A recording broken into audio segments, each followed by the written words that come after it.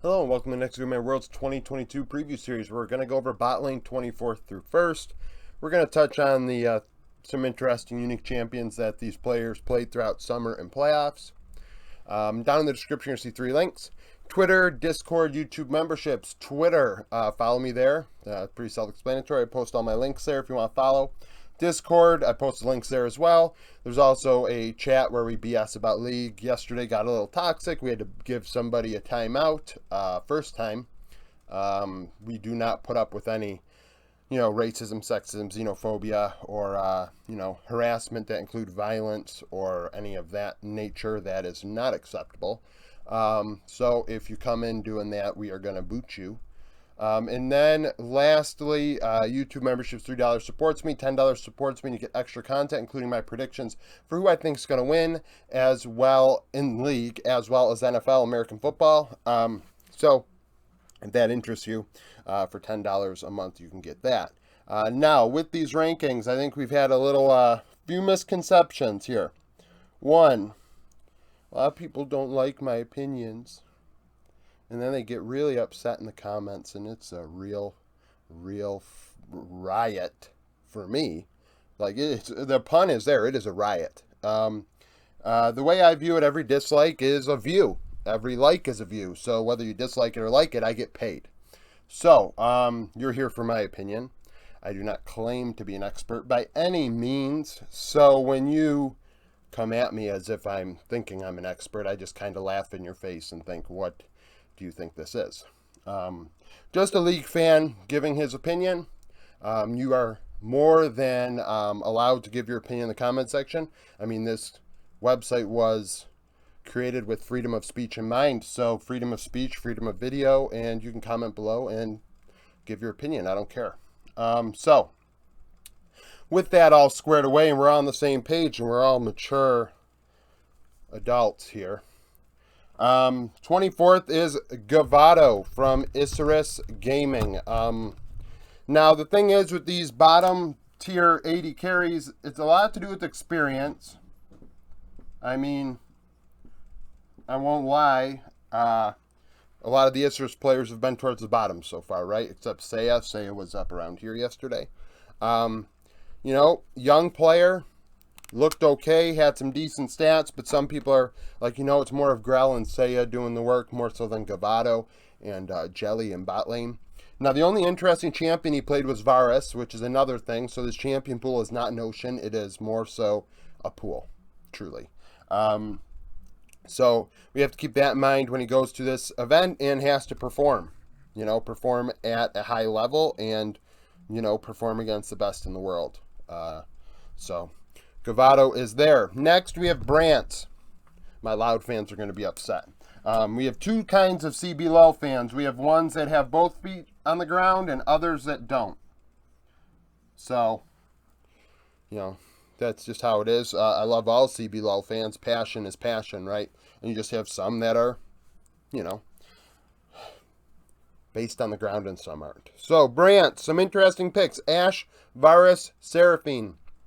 Apparently he was an Ashe 1 trick, I think, coming in. So the Ashe buffs might be of help to him. The 12-18 video will come out at some point before Worlds, so maybe tomorrow or Tuesday when I double up on videos, because these videos are, taking a lot of my time to do, 45 minutes plus 45 minutes to upload. But Brant looks okay, but very, very inexperienced, and I feel like Tinones and Croc and Robo are definitely 3 players that are going to get my attention on this team over Brant's.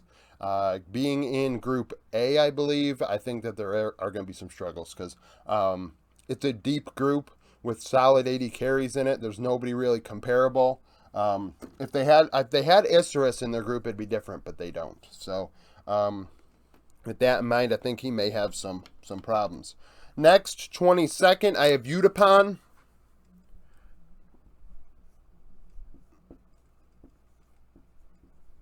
From DFM, and actually, I'm going to... do I want to do this? I think I do. So, the 80 carry pool is very interesting at this event. A a lot of good AD carries, a lot of good minor region AD carries, actually, that do very well in lane. Their laning numbers are good. And internationally, they don't really suffer. Udapan's numbers internationally have been good throughout his career. Is he elite? No, but he's an elite minor region jungler. I mean, not jungler, bot laner of the 4 or 5 minor regions. Kog'Maw, Ashe, and Kesa were 3 champions he picked. I expect him to do well and not lose the game for DFM. You know, when he's facing Reyes and shoot, we got DFM, we got Chief, we got Loud. There's another minor region. Oh, Beyond Gaming. I think that he's going to be able to hold his own in bot lane.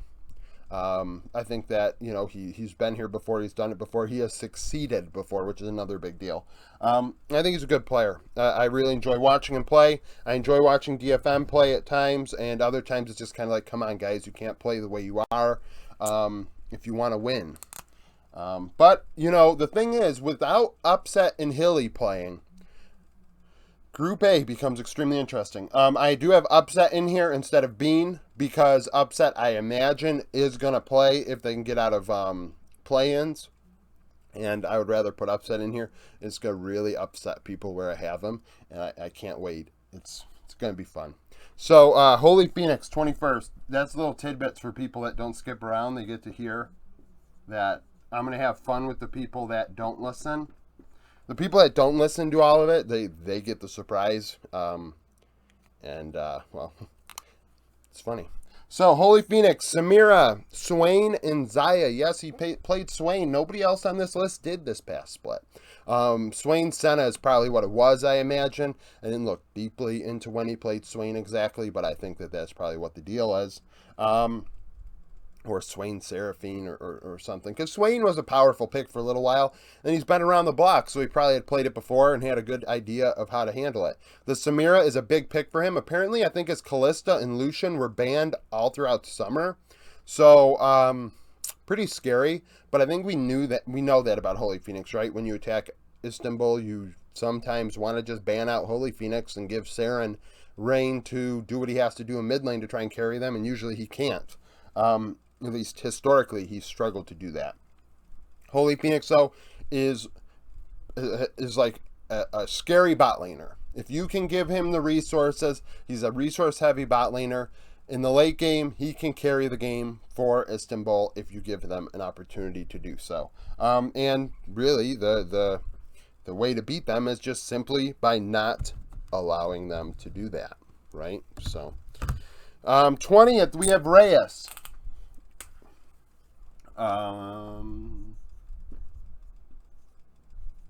Former LCS bot laner, longtime LCO bot laner. Reyes has also been a 1v9 player. Chief's been very good around him, so I wouldn't actually say 1v9, but he is the carry for Chief. High damage numbers, high gold numbers. He is the one that they give all the resources to. We have Tristana, Zaya, and Kesa as 3 champions he played this past split. I could see the Tristana out of him. I really could. At the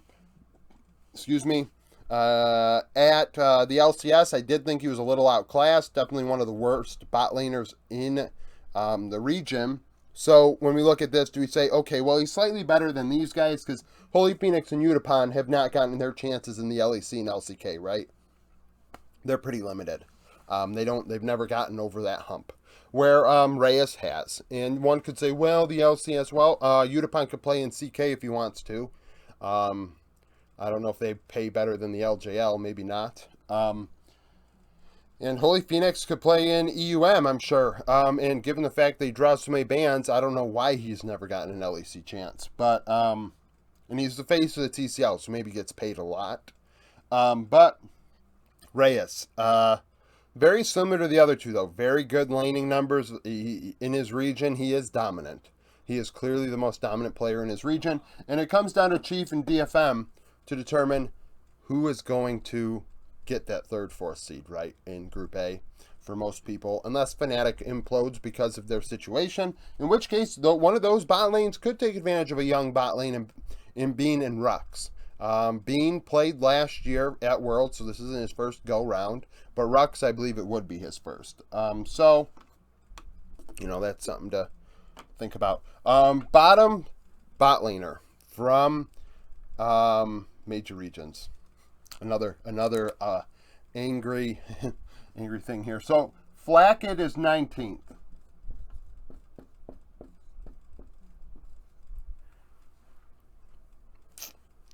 So Flackett. He is a anchor for G2 right now. An anchor, and not in a good way to keep them stable, but in a way of we want to keep going, and he is holding them back. They've had to play center bot lanes to try and get around him. I mean, really, if you think about it, when Rogue lost to G2, it wasn't because of Flackett, it was because they're playing center bot. And yes, game 3, he played Draven, I think. But the first 2 games, like, hey, man, here's a 2-0 lead because we're going to make sure you go on something that isn't full of pressure, that you don't have to do work on. All split long, I felt like Flackett's kind of been a struggle, but this is more about what you've done lately, and even then, he's struggled more. He has to step it up at this event. He's against very good bot lanes in JDG, Damwon, and even EG's bot lane. Targamas is obviously very, very good. Targamas is going to carry Flackett, but EG's bot lane is not going to be a joke because Flackett is struggling so much. And EG's bot lane has a totally different look this event anyways, with Kaori instead of Flackett. And, I mean, some people are going to be, why would you have Kaori above Flackett? And it's like, well, I've saw only one series of the guy. I'm not going to say I watched Academy because I'm not going to watch Academy because that's just not something I really want to do. 18th, Wako. From Beyond Gaming. Apparently another kind of bot laner that won B9s. From what I understand, he's definitely been the star of the show for Beyond Gaming, and it kind of makes sense when you look at their stats, right? Husha, kind of middle of the road. Minji, I had him towards the bottom yesterday, right? And Liang or Laikai in top lane, not looking very good. So it becomes Wako.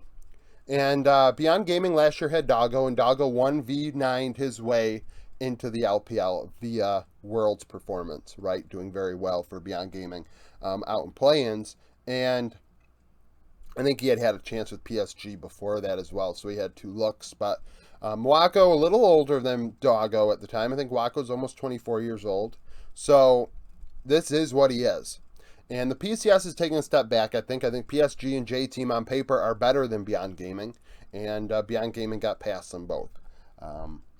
In this group, I have him above Reyes and Utapon, but really I don't see much of a difference. They're in the same tier. So I think the difference why he's above Flackett would be because he has the willingness to handle that pressure that's put on him to be the carry, where Flackett crumbles under that pressure. So that's kind of the deal there. Next, and this is kind of unfair to Style, but Style is next. I think Gam...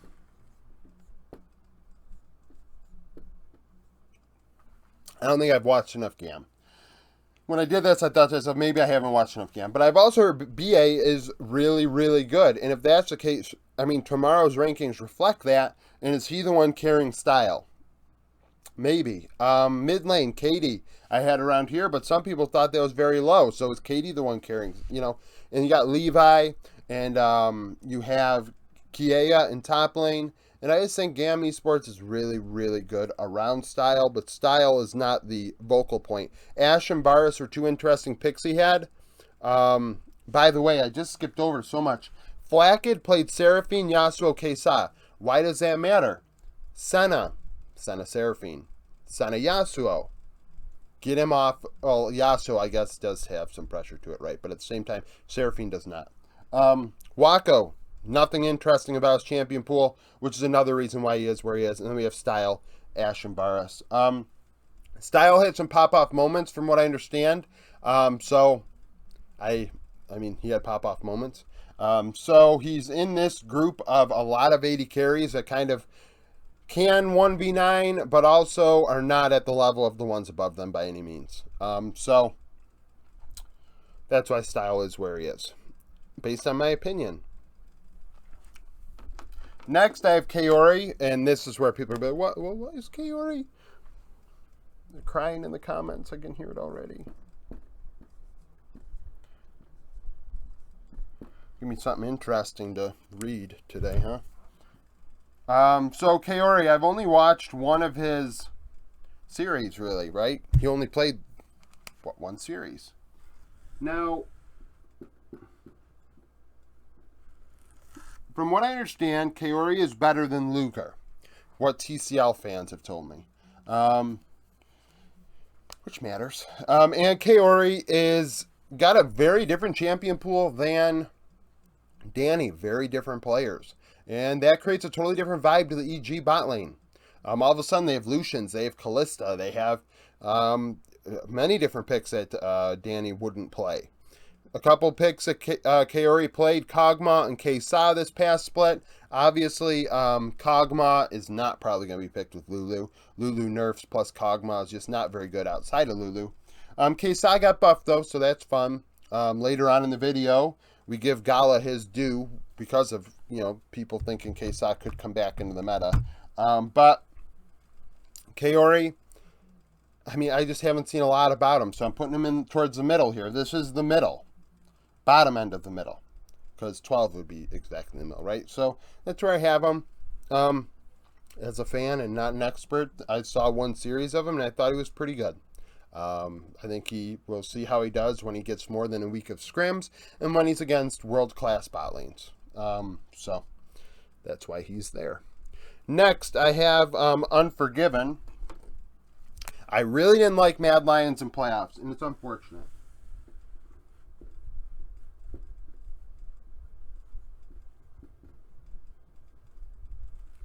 Because I was very high on Unforgiven and Kaiser at the end of the LEC. In my wrap-up video, I said I thought they were the best bot lane in the LEC overall. Because Kaiser is really good, and Unforgiven as a young player was really flashing. And now we get to this event, and he's in a position where he has to really show up and step it up in a way that he did not show up and step up in playoffs. There's a very disappointing performance in playoffs out of Unforgiven, in my opinion. And he needs to do work. Unforgiven, Samira, Nyla, and Twitch. Twitch wasn't played by the majority of bot laners in this event, so anybody that played Twitch that it was one of the more unique picks they had would be on their list. Some people will play it, and I didn't write it down because it wasn't as unique as others. But Unforgiven, I guess I'm disappointed. I wanted to be able to put him over towards this area here to be like, let's see how he does at Worlds. See if he can take the next step, because I'm rooting for everybody in this tournament. I don't have a favorite team or a favorite region.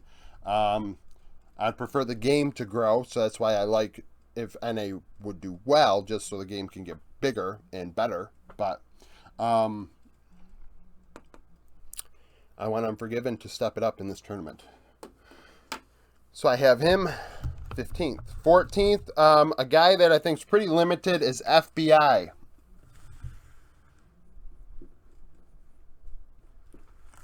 And I already see people saying, well, FBI is going to get dumpstered by Ruler. He's gonna lose to Jean, who I have still to go here.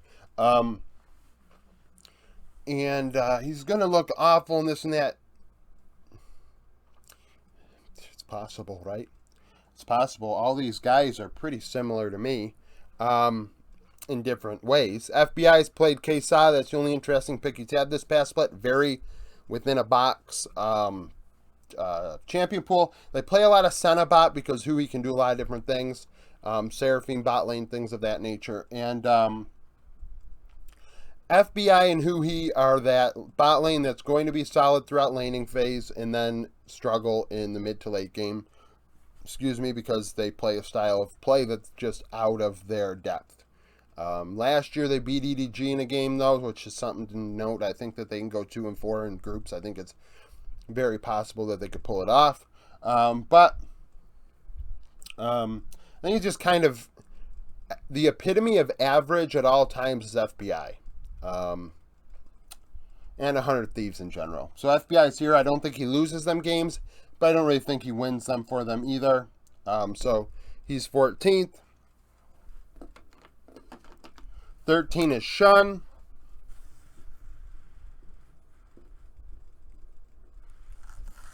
I really liked what I saw out of Shun for Flying Oyster. I think he's what him and try not to mix bot laners up between Beyond Gaming and CFO. I think Koala is Oyster's support, and Koala, yes, because Koala was playing with Shun and Atlan. So Shun in his looks very good. A younger player, I believe, and I thought with his opportunities did very well. Another interesting thing he does is at least when they played Senabot, I believe this was Senabot, otherwise I don't know why he did it. He played in Nautilus. Maybe Koala didn't play in a game and Atlan played AD carry and Shun had to play support. That's possible. Or they're willing to play Nautilus Senabot lane, which is also a thing that I would hope doesn't happen again. But he has carry potential. He has pop-off potential, kind of reminiscent of how I feel about Shogun, which Shogun still has to go right, and I'm a big Shogun fan, and people be like, why is Shogun where he is? It's like, I like him as a player, so sorry. So Shun, solid. I hope they take the next step, like I said about Unforgiven. I hope Shun takes the next step. I think that there is something really fun about what he can do on the Rift, and what he can bring, to the group against 100 Thieves. Obviously, we're expecting Gen G and RNG to get out of that group, but these two could really duke it out for a couple wins and actually have something interesting to watch, and see some growth out of the Flying Oysters, right? 12th, I have Comp. So I had Comp higher on the list until this morning. I made it last night, and then this morning I corrected. I was like, you know what? I'm going to drop Comp a bit. So, really, really good down the stretch, and really good during the playoffs. Comp and Trimby, but I feel like Trimby did more of it than Comp did. His interesting picks, his willingness to drop the ego and play champions that are maybe a little cheese, but frankly better, gave him advantages. Comp executed on his opportunities to a T. He did extremely well, had a pentakill. He is very good. So actually, we're going to do our break here, where we're going to break this up between Shun and Comp.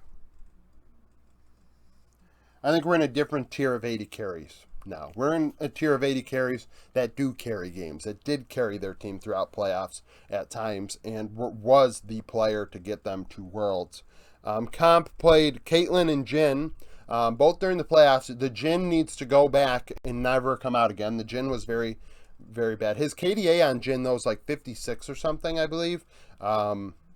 Even in their loss, his KDA went up, if that makes sense. Like, his Jhin KDA is great. I'm not saying that he's not a KDA player when he's on Jhin, and he loses a lot on it, but his KDA is good. Like, it's just a fun, interesting thing to think about. But the Caitlyn game looked very good. So, Comp, and he feels he can pull out Caitlyn whenever he wants. Caitlyn buffs.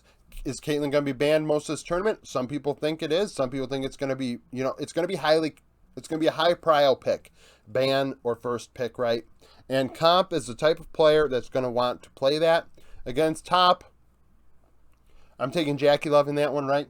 But against Flying Oysters and Shun, against Style and GAM Esports, why not, right? Why not? And who knows? The DRX bot lane might end. Barrel, we cannot deny Barrel has a little bit of int to his game, and if he ints really hard, who knows what could happen, right? Oh, that's not going to happen. Well, when it happens, you won't be back to face the music. So 11th, we have Berserker from Cloud9.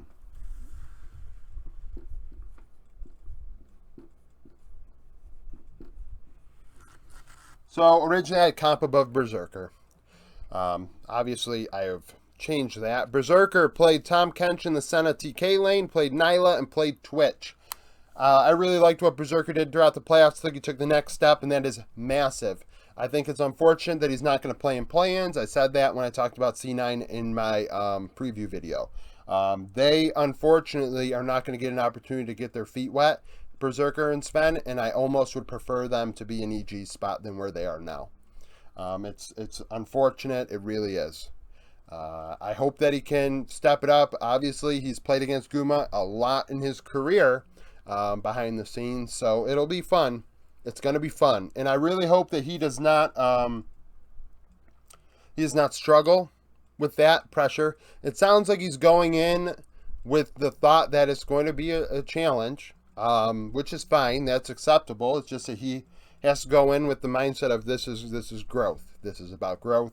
And it is going to be a big deal for North American League of Legends and the LCS in general that he can handle this moment and do very well. So I'm high on Berserker. I love watching him play. I like his personality. There's a lot to like about Berserker. I think anybody that has something bad to say about Berserker probably is just upset that they don't have as much hair on their head as he does, and it's some sort of masculinity problem that they have. 10th place, we have Guma. Oh no, Guma's at 10th place. Oh my God almighty.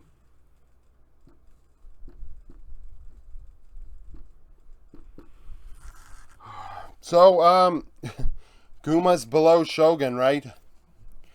Just like at MSI, Guma beat Shogun in those games, I guess, but I really, and I say it all the time, as a fan, what I saw was somebody literally disrespect Guma and take all his confidence away.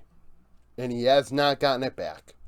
And people are going to say, well, he got better towards the end of the split. Yeah, well, during the playoffs, I didn't think he did that well. Throughout the majority of the split, I didn't think he did that well. And I just don't think he has been the carry. I think Zayas has been trying to 1v9 for T1. And Carrier, tomorrow I'm going to upset a lot of people with where I have Carrier, and I don't really care. It's just that I think that Carrier does a lot of the work for Guma, and I just think Guma just has left a lot to be desired. And it's probably because I'm a little disappointed. I had him as my number 1 AD carry going into MSI, and he has done nothing since, really. Now, some interesting picks. He played Samira, Zaya, and Nyla. I really hope they don't play Nyla. I really hope nobody really plays Nyla.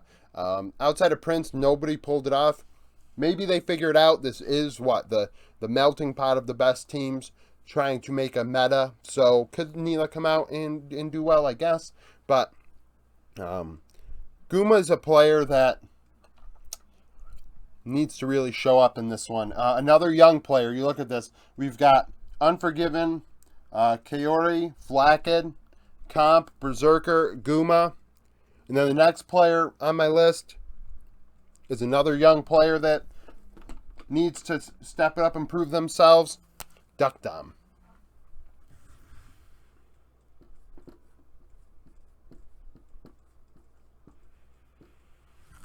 And this doesn't end, by the way. The next AD carry is also somebody that has to step it up and prove themselves.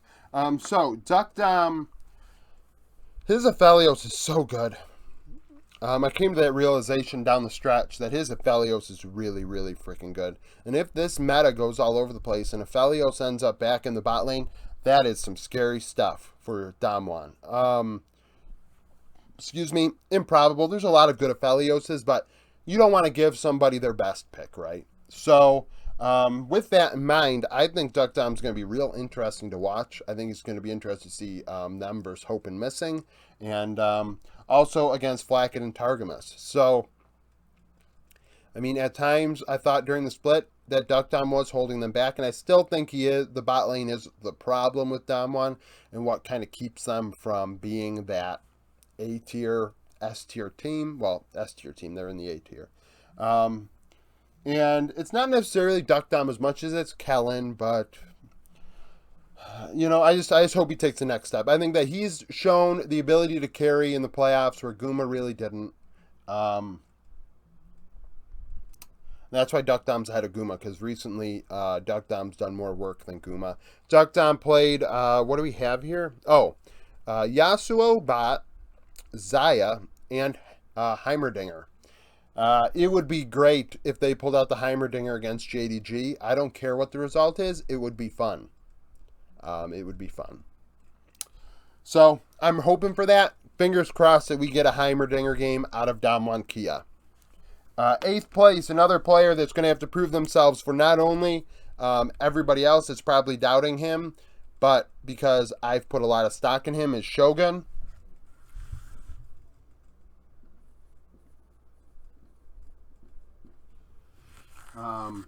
I really like the way he plays the game.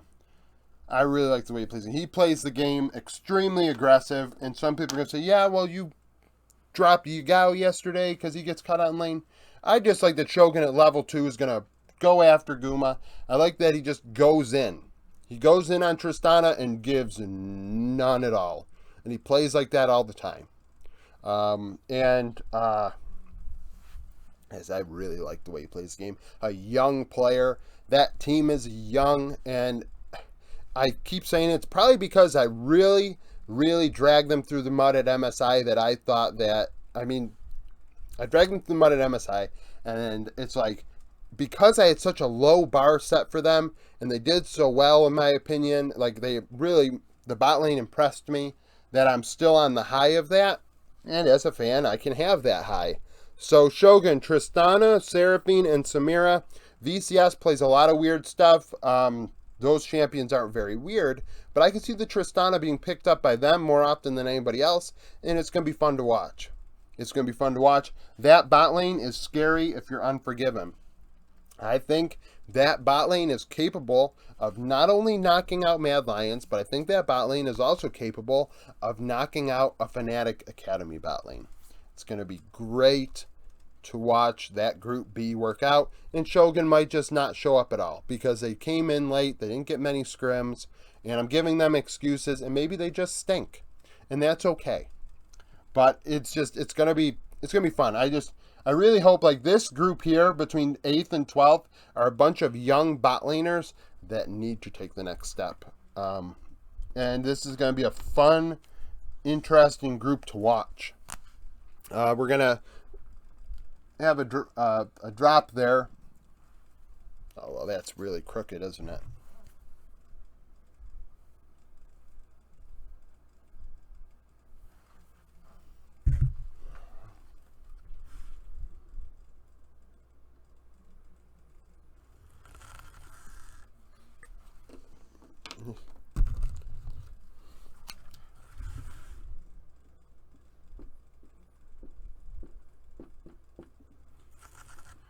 So Deft, I have 7th.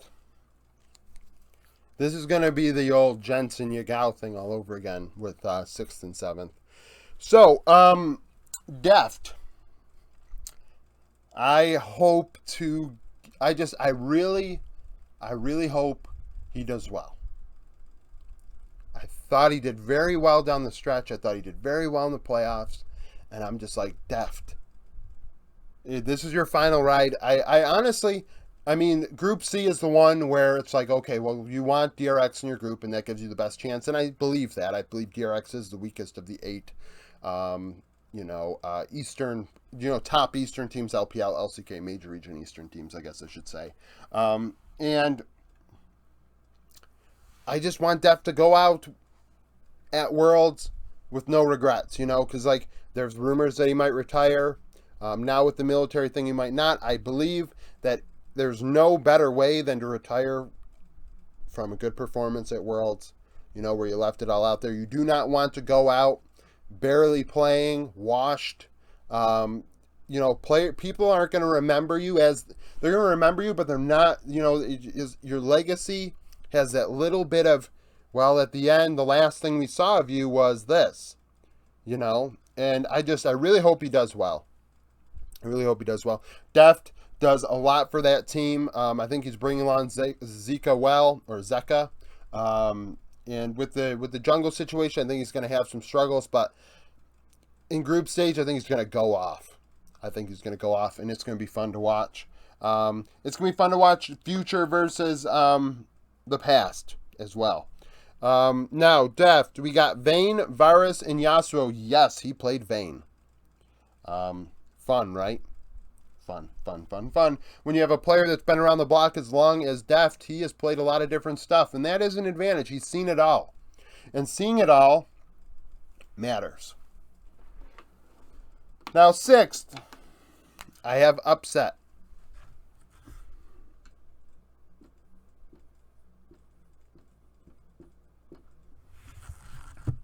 I do believe Upset is the best Western AD carry at this event. I believe Upset is very good at the game. I believe that he is the carry for Fnatic. He does it all. And if they're going to win, it's going to be because of Upset. And if they lose, it's going to be because of Upset. So there's a chance we don't see Upset at all. Like I said, I could see Saigon Buffalo knocking out Mad Lions and Fnatic, and we never see Upset play due to the COVID situation. And honestly, I'm going to give him some excuses like I just gave Shogun some excuses. He might come in cold and have to play with no scrims, nothing over the last couple, a week or two, and have to jump into Worlds. And I can't imagine something, more difficult than jumping in at Worlds. Imagine him having to drop into group stage against, what would it be? It would be Viper, Guma, and Berserker. Like, he has to just jump right into that cold. Like, it's going to be a challenge. It's going to be a challenge, but I thought that he did very well. I had him as my LEC MVP. Playoffs, I thought he stepped it up. Down the stretch, there were some struggles, but I don't think they're because of Upset. I think Upset is very talented. Some people are going to say he's not, and I'm going to be like, well, whatever. Now, 5th place, we have Hope.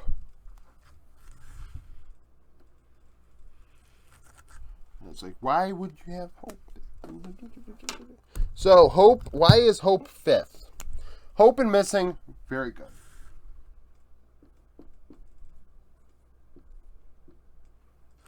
I like what Missing does for them, for sure. I think this meta, Missing has really stepped it up, and this meta is his, right? This is his meta. Watching him play the game, playing the Lulu and things of that nature, I really like what Missing brings to the table. And Hope goes along for the ride. Very good player. That's not to say that he's not doing anything. He's 5th for a reason, right? But why is he not higher? That champion pool is a puddle. There's nothing fun about that champion pool. It's pretty straightforward. It's pretty straightforward, and that's why he's getting a little knock, because I think that he's pretty close to the guy in 4th. So, kind of is what it is. I hope they do well. Hope. Next, 4th is Gala. And this has got a lot to do with Kesa. So,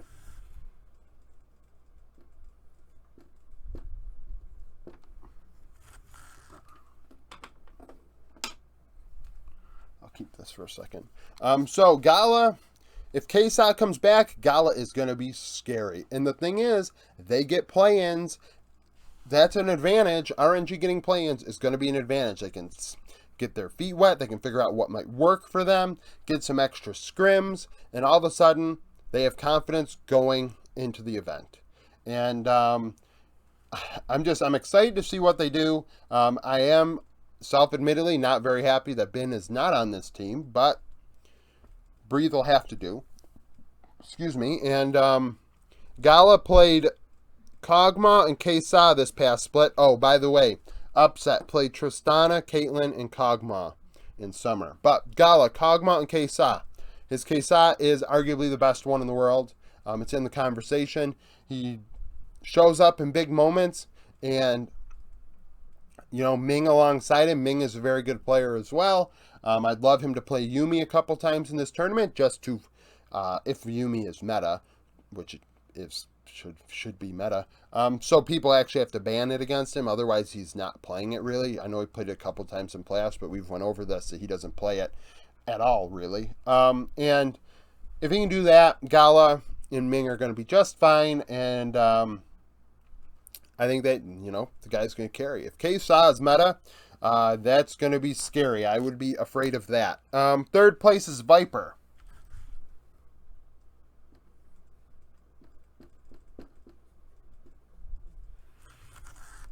There's a tier there, because these 3 are definitely going to be the top 3, and we know what they are. You see the list. You've probably skipped to the end, and you missed the part where I said I was going to laugh at you for skipping to the end and making your opinions without, staying at the beginning. So Viper, Viper, Xayah. Champion pool is not extremely deep. It's more of a puddle. But Viper is elite. He has 1v9 for EDG many times in playoffs and the split. Viper is fun to watch. I enjoy watching him play. He just sometimes just goes off, and you're like, well, that's just Viper. One of the best AD carries in the world. That's just a Viper thing. I love watching him play. I think that in the group, he is definitely going to be scary for these two. It's going to be fun. It's going to be fun to see, how they stack up. Obviously, I expect Viper to win those games, but it'll be fun to watch. It'll be fun to watch, and as long as it's not blowouts, and to see some development between the first time they play him, the second time they play him, it's going to be really fun. And as a fan of the game, I think that is, something to watch. Second place, Jackie Love. Oh, shoot.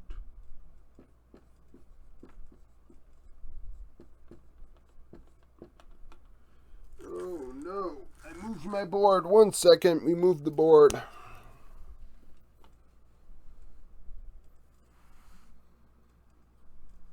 Yeah. We'll have to make do with what it is now, huh? I don't edit my videos, so when this crap happens, we just are going to wing it. Well, you could probably read it right. Yeah, 8th shows up there. Okay, so Jackie Love. He is probably got the highest highs of anybody on this list. But he also ints. He also got caught out on Sivir. He also does make mistakes in lane. But he's very, very talented. And, well, at this event, the gap isn't big enough, in my opinion, for him, in my non-expert opinion, by the way, for him to make up for it. So, Jackie Love, like I said, they're top yesterday, Top and Genji on a crash course, and they're pretty much identical, at least in my opinion, outside of top lane. So, Jackie Love's really good. His Zeri is one of the best, if not the best Zeri in the world. I think that he is super cracked. Kog'Maw was the only interesting pick he had. Now, because my board was moved closer, we're going to have to get... I'm not skinny enough for this, but...